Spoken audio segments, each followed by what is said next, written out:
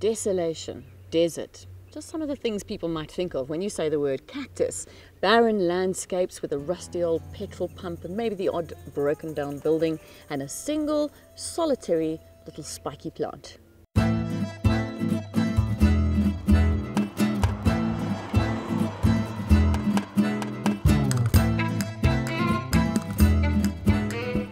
Well, that's what the South African car market has unfortunately been for French car maker Citroën. A bit of an arid desert with the occasional oasis in the form of sales from a newly released model. In March, they moved just under 100 units. To put that in perspective, top of the pile VW sold 7,500 passenger cars, and on a more relative scale, fellow Francophile Renault sold 1,100 units. Sister company Peugeot, who now distributes it in South Africa, appealed to around double the amount of new car buyers. It's a sad state of affairs for a brand that does so well in Europe, not just in France. They have some of the most beautifully designed cars in the world. In South Africa, they're decently priced and well-specced, and they're generally a pleasure to drive, even sporty if you look at their DS range. This is what they're hoping is going to put them back into the hearts and minds of the South African motoring public. It's called the C4 Cactus, and it is anything but a wallflower. So what is it? Well, to give you an idea, it's been voted Small Hatchback of the Year in the UK, and Citroën themselves refer to it as a compact hatch and spacious SUV all rolled into one. It's already won more than 30 awards internationally since launching in Europe a year ago, with more than 100,000 units sold. It's got a slightly higher ride height than the C4 that it's replacing, very slight. Citroën's comparing it with things like the Nissan Juke, the Ford Ecosport and the Kia Soul, so that gives you a little bit of an idea of its size in real life. Looking at it, you expect that you're going to be sitting higher on the road, but actually when you're driving inside, it feels like a hatchback. Citroën is hoping to take advantage of a massive boom in this segment with the Cactus. None of the B or C segment crossovers are really designed to go off-road, but in the case of the Cactus, I would seriously think twice. On a short gravel road to our lunch venue, it was terribly crashy and skittish. No, this is definitely more of a city car. And that's what these are for. They're the most unique aspect of the car, the thing you notice the most. So what are they? Well, they're called air bumps, and they're there to fend off the trolleys and careless door opening of fellow drivers in parking lots. They're not pretty, but they are quirky, and I guess they speak volumes about who this car is aimed at. Citroën is hoping the Cactus will appeal to the buyer who wants something different. It's the embodiment of their new Citroën spirit, where the keywords are optimistic, human and smart. It's all part of a move back to what their cars were over a decade ago. Less traditional, less similar to their Peugeot sister models, and more definitive in their uniqueness.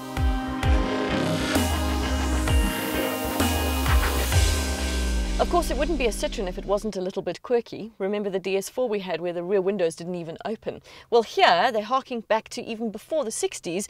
You didn't need a winder or a button, you just did this. And voila! Citroën tells us it's part of the weight saving for the car, which is probably also the reason that they've used straps on the front doors rather than proper handles. Another little quirk. Up front, the innovation continues with a fully digital center touch tablet. Lovely to see they've done away with so many buttons and choices, and it's all right here on one interface. It looks great, but in practice, I actually found it quite distracting. Instead of intuitively reaching for a dial you know is there, you have to actually look at the screen and find the right buttons to press. Perhaps with time, like the placement of standard dials, this is something you'd get used to and be able to do without taking your eyes off the road. There are a few other interesting design elements in the Cactus, like the larger-than-normal front seats, very comfortable and unusual. Citroën's also innovated with its windscreen wipers. They offer what's called magic wash, where the water mixture is actually dispensed by the wipers themselves. Better visibility and water consumption that's reduced by 50%. Very clever. Of course, it's safe too, with plenty of features to give you peace of mind. But here's the thing, the passenger airbag is not here as you'd usually find it. It's mounted in the roof, which is very clever because it means you have all this extra space over here. You're also not going to have the problem of the cubbyhole banging your knees when you open it, because Citroën's introduced what they call the top box up here. Quite a spacious little cubbyhole, and I love the design of it. They've got these straps on the top here which make it look like a little suitcase. Really quirky. Back in the driver's seat, the Cactus delivers a fairly average driving experience. There's only a 1.2-litre engine available in South Africa, one with 60 kilowatts, and this one we're driving is a turbo option that winds that power up to 81 kilowatts.